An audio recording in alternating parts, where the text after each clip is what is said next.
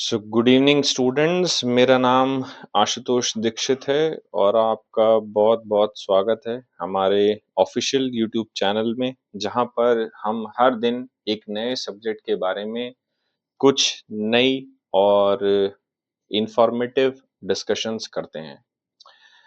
मेरा नाम आशुतोष दीक्षित है और आज का जो हमारा सब्जेक्ट है वो बेसिकली ना कि इंडस्ट्रियल पर्पस से, बल्कि हमारे अपने एज़ अ ह्यूमन पर्पस से भी वो बहुत ज़रूरी है हमें समझना कि एनवायरमेंटल रिसोर्सेस और एनवायरमेंटल साइंस आखिर है क्या?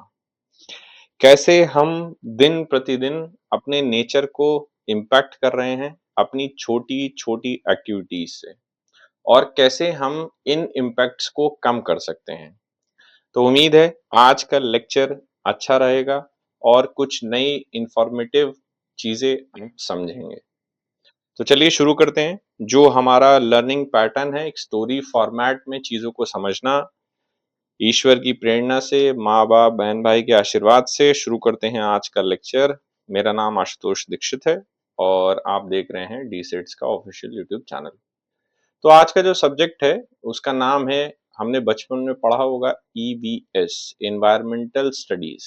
ठीक है। एनवायरमेंटल स्टडीज जो आ रहा है हमारा, वो सेकेंड ईयर का सब्जेक्ट है बेसिकली। तो जो लोग फर्स्ट ईयर के हैं और जो थर्ड ईयर के हैं वो भी इस पे गौर करें। ऐसा नहीं है कि सेकेंड ईयर वालों के लिए तो कंपलसरी है ही, लेकिन साथ ही साथ अगर फर्स्ट ईयर और थर्ड ईयर के स्टूडेंट हैं तो वो भी मेरी विनम्र निवेदन है कि वो उसको देखें। तो आज की कहानी दो भाइयों की है, राम और श्याम। दो भाई हैं हमारे जो नेचर को लेके बहुत ज्यादा क्यूरियस रहते हैं कि आखिर इतना ज्यादा पॉल्यूशन आज के समय में आप देख पा रहे होंगे, गुड़गांव, दिल्ली, ये सब रीजन में इतना ज्यादा पॉल्यूशन कैसे हो जा रहा है, और क्या हम ये सारे डॉट्स आपस में कनेक्टेड हैं। जैसे साइंस में कहा जाता है बटरफ्लाई इफेक्ट। अगर तितली अपने पंख फड़फड़ाती है तो हो सकता है कहीं दूसरी जगह बहुत बड़ा कुछ भूचाल आ जाए, है ना। तो नेचर में सारी चीजें आपस में कनेक्टेड होती हैं। यही हम समझने का इस चैप्टर में प्रयास करेंगे। तो इन्वायरमेंटल स्टडीज का मैटर और इम्पोर्टेंस क्यों आ जाती है, जहां पर आज से लगभग 20-25 साल पहले की अगर हम बात करें तो साफ हवा और साफ नदी, ठीक है ना, एटमॉस्फेयर इतनी जल्दी चेंज नहीं होते थे। आपने देखा कि जो दिन हैं वो भी बहुत जल्दी पूरे हो जा रहे हैं, है ना।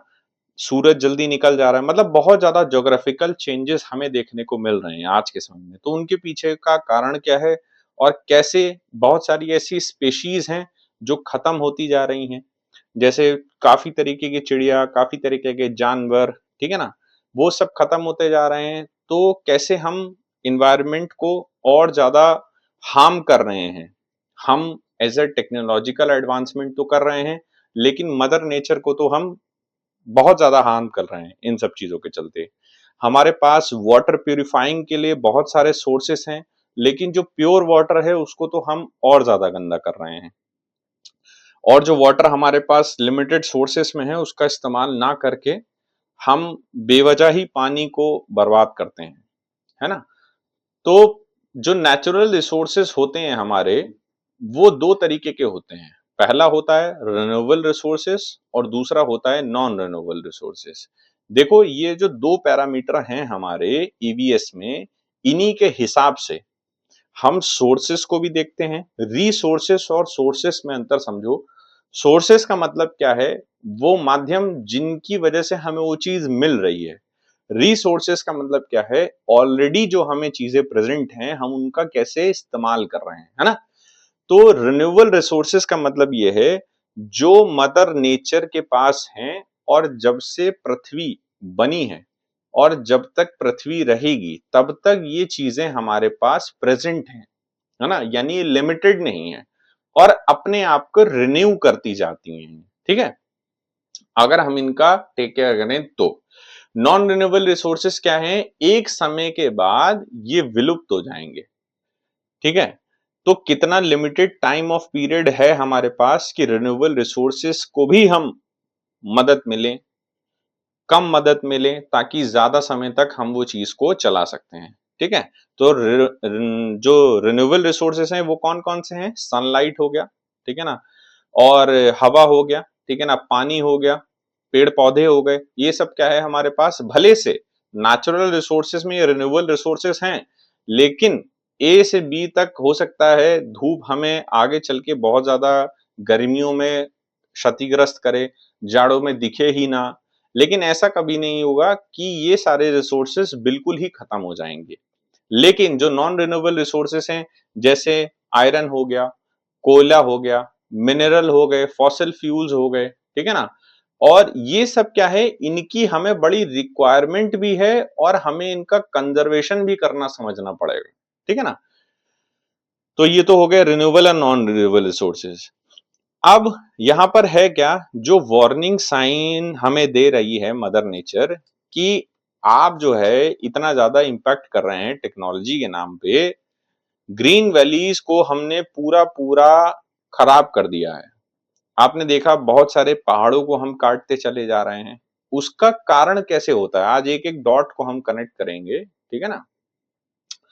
अगर मान लीजिए मेरे पास है क्या, यहाँ पर आप देख पा रहे होंगे राम और श्याम ने दोनों ने नोटिस करा कि बहुत ज़्यादा चेंजेस देखने को मिला उन्हें ग्रीन वैली में, ठीक है ना? ग्रीन वैली में उन्होंने क्या देखा कि जो फॉरेस्ट हैं वो बहुत छोटे होते जा रहे हैं। पहले वो बहुत बड़े पैमाने में थे, आज वो बहुत छोटे पैमाने में हो गए हैं, ठीक है? उसके बाद उन्होंने क्या देखा, हमेशा जो बारिश का पानी है, ठीक है ना? वो कम बरस रहा है। पहले इतने लैंड में हमारे पास वाटर रिजर्वायर थे, जिसमें हम लोग वाटर को होल्ड करके रखते थे, आज हमारे पास सिर्फ इतने बच रहे हैं, ठीक है? उसके बाद उन्होंने क्या चीज़ देखा कि जो रिसोर्सेज़ हैं, ठीक है ना? उनके साथ प्रॉब्लम तो है ही, साथ ही साथ वो कम भी होते जा रहे हैं। क्यों? क्योंकि प्रॉपर मैनेजमेंट हमारे पास नहीं है, हमारे पास कोई अल्टरनेटिव नहीं है। आज हम घर में आज एक टेबल चेयर और शादी-ब्याह ये सब चीज़ें होती है ना, तो जितने भी फॉरेस्ट हैं, उनको हम काटते ही जा रहे हैं। उनके कोई अल्टरनेटिव रिसोर्सेज़ हमने नहीं सोच रखे हैं, कि हाँ, हम वुड की जगह पे किसी और एलॉय को यूज़ कर लेते हैं, जो ज़्यादा बेनिफिशियल भी हो और हमारे लिए प्रोडक्टिव भी हो, जिससे मदर नेचर को ज़्यादा इम्पैक्ट ना पड़े। आज से 100 साल पहले चंदन जो है वो हर घर में आपको ज़रूर मिल जाता था, लेकिन प्योर चंदन मिलना आज के समय पे एक सबसे बड़ा चैलेंज है। और लाल चंदन तो देखना ही मेरे ख्याल से अपने जीवन में कोई आदमी देख पाए वही बड़ा सौभाग्य है उसका, ठीक है? तो ये सब चीज़ें क्यों हो रही हैं? क्योंकि ये बहुत लिमिटेड बची है और इनकी प्राइसिंग्स क्या है बहुत ज़्यादा हो चुकी है। अब इन सब चीज़ों पर काम कैसे करते हैं और डिसअपियर फॉरेस्ट क्यों हो रहे हैं? देखो, सबसे पहले जो पेड़ का कटना है, वो मैंने आपको बताया वुड वर्क के प्रति हमारा ज़्यादा रुझान होना, कि हम लकड़ी को एज़ शोकेस भी यूज़ कर रहे हैं, ठीक है ना? और हम फर्नीचर्स में भी इंट्रोड्यूस कर रहे हैं और भी कई सारी चीज़ें हैं, जैसे टिम्बर का पेड़ होता है, ठीक है ना? तो हम क्या काम करते हैं, ये ग्रो तो बहुत समय बाद हो पाता है, लेकिन एकदम से इसकी हम जैसे मान लीजिए 10-15 साल लगे और उसके बाद हमने इसकी कटाई करी, उतनी जगह भी इसने घेरी। घेरने के बाद जब पानी बरसता हमारा यानी जब रेन हमारे पास आती, तो जो मट्टी है, ठीक है ना? इसके आस-पास की मट्टी ये क्या काम करता है पानी को अपने अंदर सोख के रखता। अब मान लीजिए जैसे यहाँ पर कुछ एरिया है जहाँ पर काफ़ी सारे पेड़ हैं, ठीक है ना? जिनके अंदर कैपेबिलिटी है इनकी जड़ों में कैपेबिलिटी है ज़्यादा पानी को होल्ड करने की। अब जैसे ये जब पानी बरसता, तो ये बहुत सारा पानी अपनी जड़ों में होल्ड कर लेते हैं और इन्हें बहुत समय तक पानी की ज़रूरत नहीं होती। ये ग्रो भी होते रहते और जो लैंडस्लाइड की घटनाएँ हमें देखने को मिलती हैं, उसमें भी ये कुछ हद तक कारगर होते हैं। वो घटनाएँ कम होती, ठीक है ना? क्यों? क्योंकि वहाँ पर जो सॉइल है उसको ये जड़ें पकड़ के रखती, पानी का जो बहाव है वो भी कंट्रोल में रहता। लेकिन अब है क्या इन पेड़ों को जब हमने काट दिया तो यहाँ पे पानी जमा होने लगा। पहले तो बारिश का पानी, फिर उसके बाद अगर हमने कहीं रिजर्वायर बना रखे हैं, कोई डैम बना रखे हैं, उनका पानी, जिसके कारण बाढ़ का आप लोगों को सामना करना पड़ता होगा और भी कई ऐसी घटनाएँ हैं, जिनके कारण जो विलेजेस हो गए, सिटीज़ हो गए, वो बहुत ज़्यादा हार्म हो जाते हैं आज के समय में, ठीक है? सिर्फ एक छोटे से पेड़ की वजह से। अब ह्यूमन को क्या कॉस्ट इसमें देखनी पड़ती है? जो बड़े-बड़े डैम्स हैं हमारे पास, ठीक है ना? एनवायरमेंटल डैमेज करते हैं वो कैसे? मान लीजिए आस-पास कोई ट्राइबल कम्युनिटी है, जो पेड़ को लेके बहुत ज़्यादा अवेयर है। वो उसके उसे बेचारे को साइंस नहीं पता उसके पीछे की, लेकिन उसे ये पता है कि अगर ये पेड़ कटा, तो हमारे ईश्वर नाराज़ होंगे और यहाँ पर बाढ़, आंधी, तूफान सब चीज़ें आएँगी। वो समझाना वही चाह रहा है, कहानी वही है, लेकिन उसे क्या है उसके पीछे की साइंस नहीं पता। और ह्यूमन उस चीज़ में फँस के कहता है अरे यार ये तो मिथ है, ऐसा कुछ नहीं होगा। जब आगे चल के रिसर्चेज़ आती हैं तो पता चलता है कि हाँ, बहुत सारा फॉरेस्ट हमने डिफॉरेस्टेशन कर दिया, जिसके चलते हमें तो बड़ी दिक्कत आ गई, ठीक है?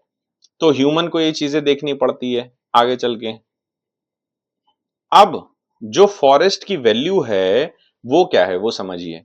सबसे पहले जो फॉरेस्ट है, वो हमारा एयर को प्यूरिफाई करता है। जैसे बचपन में आपने समझा होगा, हम क्या काम करते हैं, कार्बन डाइऑक्साइड को रिलीज़ करते हैं और ऑक्सीजन को इनहेल करते हैं, ठीक है ना?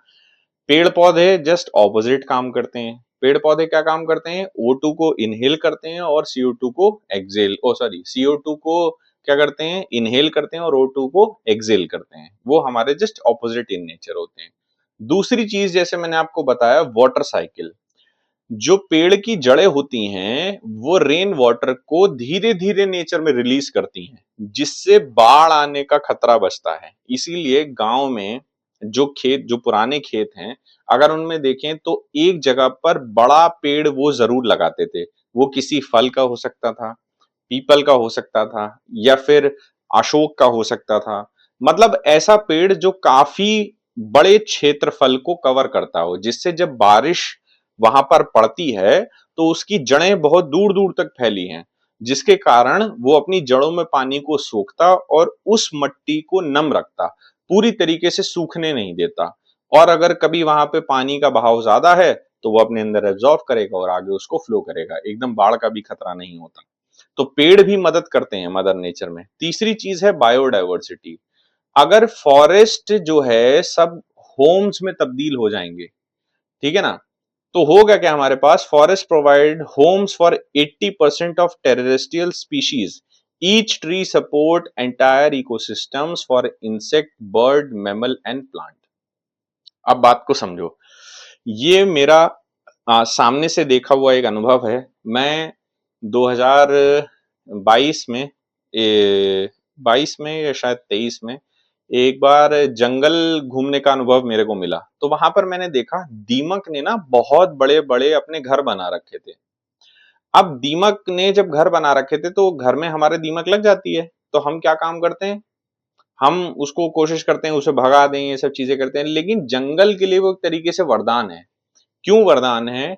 जो पुराने पेड़ हो जाते हैं, ठीक है ना, उसके अंदर जितनी भी स्पेशीज हैं, जो आगे चल मान लो कोई ऐसा इन्फेक्शन उस पेड़ से फैल रहा है जो आगे चल के एयर में भी पहुंचेगा और बाकी सब जगह पहुंचेगा, दीमक क्या काम करती है, उन सिर्फ उसी पेड़ पर अपना घर बनाती है और उस तरीके की पेड़ों को खत्म करती है ताकि वो मदर नेचर को जाके हार्म ना करें। और दूसरा क्या काम करती है दीमक, जब वो पेड़ को पूरी तरीके से खत्म कर देती है तो मट्टी भी उपजाऊ हो पाती है। जो वो घर बनाती है वहां पर, अगर आपने देखा होगा, उसके कारण वो जो फॉरेस्ट है वो लाखों साल तक ऐसा ही बना रहता है, सिर्फ उन दीमकों के कारण भी।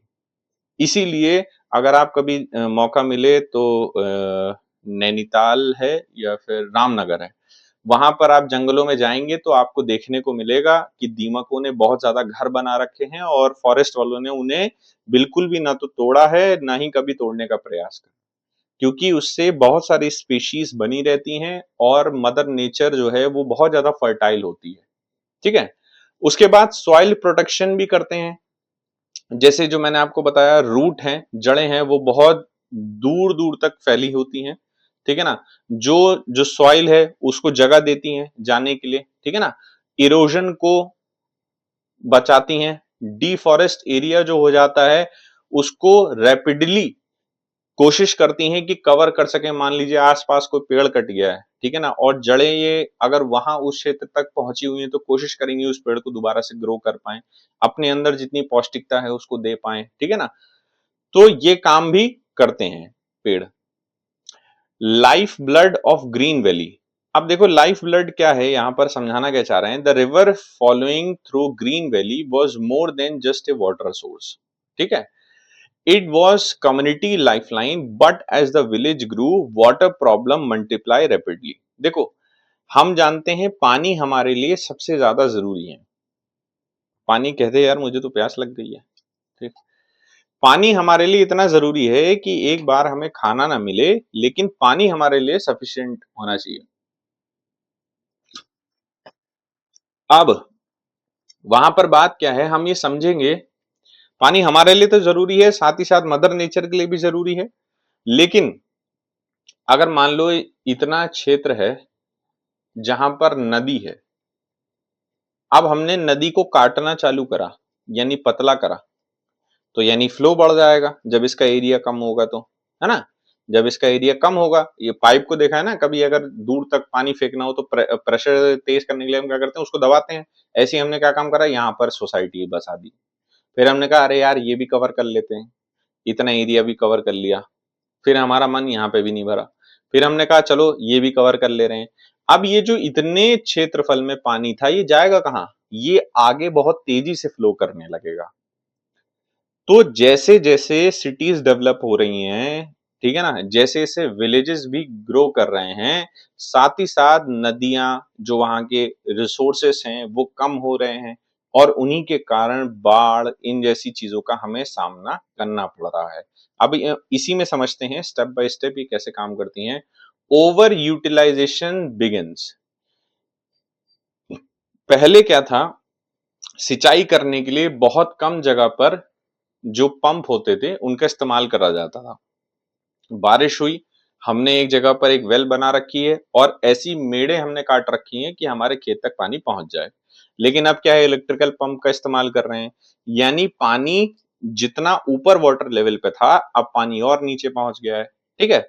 दूसरा क्या चीज है हमारे पास, फ्लड अराइव क्यों आने लगी है, क्योंकि जो पहले अप स्ट्रीम डैम बना रखे हैं हमने। डैम कहाँ बनते हैं, ऊपर बनते हैं, ठीक है, और फिर उनके बहाव से पानी नीचे की तरफ आता है।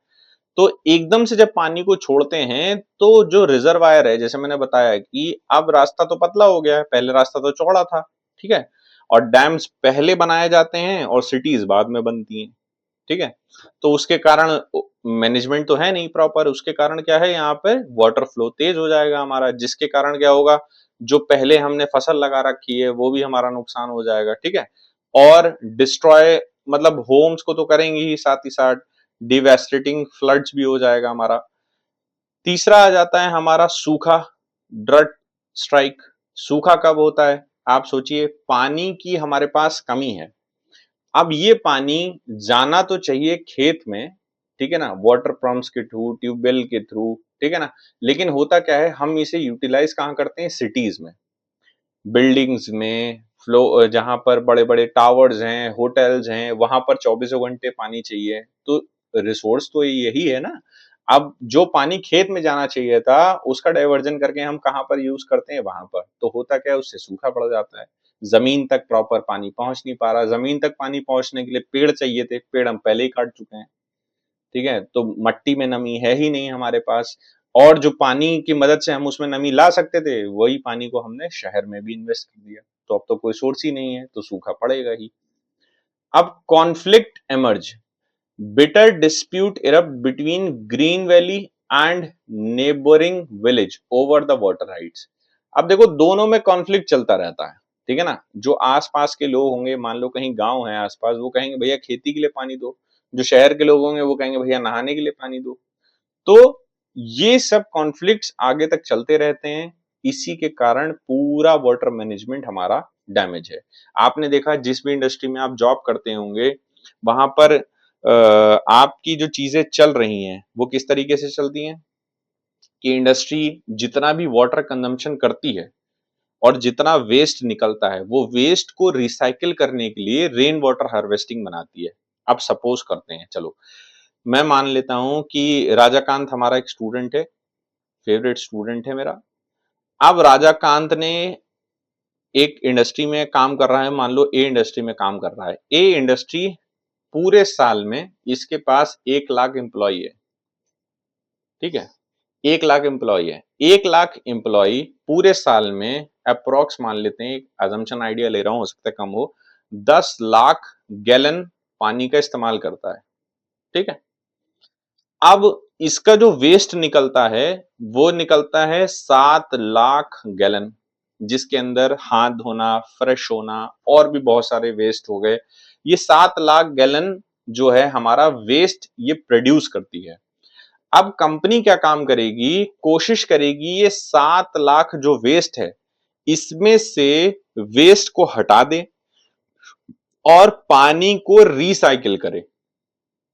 जैसे आपने देखा होगा यूरिनल्स का जो पानी है बाद में प्यूरिफाई करके वो कहाँ यूज करते हैं उसको, वॉशिंग में यूज करेंगे, पेड़ पौधों में यूज करेंगे, ठीक है ना, मट्टी ज्यादा उपजाऊ इस तरीके से करेंगे। तो ये 7 लाख गैलन जो पानी है इंडस्ट्री चाहेगी ये दोबारा से यूज हो जाए, ताकि जो बर्डन हमारे ऊपर पड़ा, जो 10 लाख गैलन हमने एक साल में पानी का इस्तेमाल करा है उसका थोड़ा सा रिडक्शन हो पाए, ठीक है ना। अगर ये उसको रिसाइकिल नहीं करती है तो साल का कंजम्पशन 10 लाख है, अगर इसका पूरा रिसाइकिल कर देती तो साल का कंजम्पशन घट के कितना हो जाएगा, 3 लाख हो जाएगा। इसीलिए जो वाटर टैप्स इंडस्ट्री में यूज करे जाते हैं वो सेंसर वाले होते हैं, जितना समय आप हाथ आगे रखेंगे सिर्फ उतना समय पानी आएगा और एक लिमिटेड अमाउंट पानी गिरेगा कि आप 100 ml में ही अपने हाथ धोएं। तो जब आप सेंसर आगे करेंगे, कभी आपने देखा होगा थोड़ा पानी गिरा फिर रुक गया, फिर आपको हाथ पीछे करने पड़ेंगे, फिर आप आगे लेके जाएंगे, ठीक है, कि 100 ml पानी एक बार सेंसिंग में आपके हाथ में गिरा और ऐसे अगर 1000 व्यक्ति हैं सबने एक एक बार इस्तेमाल करा तो हम ये मान लेंगे कि 10,000 लीटर के लगभग पानी हमारा इस्तेमाल हो पाए, ठीक है। तो इस तरीके से कोई भी इंडस्ट्री अपने वाटर कंजम्पशन को रिसाइकिल भी करती है। अब बेनिफिट्स ऑफ डैम क्या है, ऐसा नहीं है कि डैम जो बना रखे हैं हमने वो हमारे लिए प्रॉब्लम ही है, वो हमारे लिए बेनिफिट भी है। क्यों? क्योंकि वो हमारे पास आज जो सबसे बड़ी हमें नीड है इलेक्ट्रिसिटी की, तो हम हाइड्रो पावर स्टैटिक प्लांट से इंड्यूस कर सकते हैं, कैसे पानी से बिजली बना सकते हैं, पानी के फ्लो को इस्तेमाल करके, ठीक है ना। और वाटर को स्टोर कर सकते हैं अगर ड्राई सीजन है हमारे पास तब। लेकिन ये हमें आज के समय में सबसे बड़ा चैलेंज है कि दोनों के बीच में कॉन्फ्लिक्ट को कम करना पड़ेगा। वो कब होगा, जब शहर का आदमी, गांव का आदमी जागरूक होगा, ठीक है ना। मुझे खेती के लिए एक कैलकुलेटिव पर्सपेक्टिव हमें चाहिए हर काम के लिए। मुझे खेती में कितना पानी चाहिए, मुझे आज यूज करने के लिए कितना पानी चाहिए। एक व्यक्ति एक दिन में 33 लीटर पानी का इस्तेमाल करता है, ठीक है, और 33 लीटर पानी वो कहां से शुरुआत करता है, नहाने से लेके और खाना बनाने से लेके हर काम को इंड्यूस करने के लिए एक पर्सन 33 लीटर पानी इस्तेमाल करता है, वो कहीं पर भी हो, चाहे जाड़े हो चाहे गर्मी में, हो सकता है ये रेशो थोड़ा बढ़ जाए। इसको हम कैसे कम कर सकते हैं, ठीक है ना। उसके बाद प्रॉब्लम क्या क्या है मैंने बताया कि दोनों कम्युनिटीज में दिक्कत हो सी है और फॉरेस्ट का इकोसिस्टम पूरा बेकार हो चुका है। अगर पेड़ को ग्रो होने के लिए रिन्यूएबल रिसोर्स तो हमें मिल रहा है, कौन सा, सनलाइट, ठीक है ना। धूप को भी हम कैसे कर रहे हैं, पॉल्यूशन ज्यादा कर रहे हैं, तो वो वहां पे अलग कॉन्सेप्ट है, वो हमारे पास ग्लोबल वार्मिंग बढ़ रही है तो काफी सारे पैरामीटर्स हो रहे हैं। लेकिन दूसरी चीज क्या है, पानी। जब पेड़ को काट ही दोगे तो पानी का जो फॉर्मेट है वो भी गड़बड़ा जाएगा हमारा, ठीक है ना। और पानी का फॉर्मेट गड़बड़ा गया तो उससे आने वाले समय में क्या होगा, या तो सूखा पड़ेगा या फिर इतना पानी आ जाएगा कि आदमी से कंट्रोल नहीं होगा। तो इन दोनों चीजों का प्रॉपर मैनेजमेंट जरूरी है, उसके लिए ही प्लांटेशन के लिए हर इंडस्ट्री फोकस करती है। वो कहती है आप अपने जीवन में कुछ भी काम करो लेकिन प्लांटेशन जरूर करो। कोई भी एक ऐसा प्लांट लगाओ जिसकी लाइफ साइकिल कम से कम 100 साल हो, ठीक है ना। वो ग्रो तो होगा ही साथ वो पानी के स्रोतों को भी मैनेज कर पाएगा। आप देखना कभी गिरजा देवी जाओ, कहीं पे भी जाओ, आप देखना बहुत बड़े बड़े पेड़ होंगे वहां पे, और ऐसी चट्टान वाली जगह पे लगे होंगे, आपको लगेगा यार पेड़ कैसे ग्रो हो सकता है यहाँ, तो ठीक है। तो ये सब फॉर्मेट है। उसके बाद राम ने थोड़ा-सा कॉन्शियस आया और सारे डॉट्स को कनेक्ट करा। वो किस तरीके से थे कि अगर प्लांटेशन हमें करना है, सबसे पहली बात अपनी रिक्वायरमेंट के हिसाब से ही, अगर बहुत नीड है तभी क्या नाम है आप उस तरीके की चीज़ों को यूज़ करें, ठीक है? प्लांटेशन के बाद वाटर कंजम्पशन, ये भी इसी पे डिपेंडेंट है, प्लांट पर ही डिपेंडेंट है, ठीक है? और वाटर कंजम्पशन को भी हम कैसे इंड्यूस कर सकते हैं, ठीक है ना? सारे डॉट्स को उसने कवर अप, और उसके बाद उसने सोचा कि क्यों ना सबसे पहली पहल मैं करता हूँ प्लांटेशन को लगाने के लिए, जिससे क्या हो सके, understand connection between resource and ecosystem, ठीक है ना? कौन कौन से रिसोर्सेस हैं हमारे पास, ठीक है ना? Recognize that all environmental problem have human solution, ठीक है ना? जितनी भी प्रॉब्लम्स हैं उसका सोल्यूशन सिर्फ एक ही है, human. Take action in the community to protect the natural resources, ठीक है ना? जो भी नेचुरल रिसोर्सेस हैं, अगर हम उन्हें प्रोटेक्ट करेंगे तभी हम ज्यादा समय तक उनका यूज कर पाएंगे, ठीक है? अगर हम उन्हें एक ही दिन में खा खत्म कर देंगे तो फिर आगे चल के वो हमारे लिए कुछ भी वैल्यूएबल नहीं मिलेगा हमें उनसे, ठीक है? आप मेरे कहने से एक काम जरूर करिएगा, अपने घर में तुलसी का पौधा जरूर लगाइए, ठीक है? तुलसी कार्बन एमिशन को तो साथ ही साथ कम करती है, साथ ही साथ नाइट्रिक ऑक्साइड को प्रोड्यूस करती है। देखो ह्यूमन जो है जब सांस लेता है तो ऐसा नहीं है सिर्फ ऑक्सीजन को ही ले रहा है, वो और भी काफी सारी ऐसी गैसेस हैं जिसको वो अपने अंदर इनहेल करता है, ऑक्सीजन उनमें से एक है। नाइट्रिक ऑक्साइड जितने आपकी बॉडी में रहेगा उतना ज्यादा आपका ब्रेन एक्टिव रहेगा, ठीक है? नाइट्रिक ऑक्साइड रिच फूड खाइए, आप तुलसा में जल दीजिए, हो सके तो तुलसा की कुछ पत्ती खाइए। ऑक्सीजन इम्प्रेजेंस के लिए बहुत अच्छी, है ना? जो एक क्या बोल सकते हैं उसको, एक वरदान है, वो हमारे पास तुलसा है। इसीलिए हमारे यहाँ जो पूजा होती है, ये सारी चीजें कनेक्टिव हैं एक दूसरे डॉट से, वो खैर अलग पैरामीटर है। लेकिन अगर आप कोई पौधा नहीं लगा पाते हैं तो एटलीस्ट तुलसा तो अपने पास लगाइए ही लगाइए, ठीक है? उसके बाद आपको जीवन में साल में एक बार अगर कभी बड़ा पौधा लगाने के लिए समय मिले, आप उस जगह पर हो, तो आप जरूर पौधा लगाएं, लेकिन वहां पर नाम ना लिखें। क्योंकि मैंने बहुत सारी इंडस्ट्रीज में देखा और मुझे दुख भी होता है इस चीज को कि लोग पौधे तो लगाते हैं लेकिन साथ ही साथ उसमें नाम भी लिख देते हैं कि भैया इतने समय तक रहने वाले ये जो महानुभाव हैं इन्होंने पौधा लगाया है। तो आप उस तरीके की चीजें ना करें जीवन में अगर आगे बढ़ना चाहते हैं तो, ठीक है? उम्मीद है आज का लेक्चर आप लोगों को समझ आया होगा, अच्छा लगा होगा। जागरूक रहिए, ठीक है ना? और बस ध्यान रखिए अपना।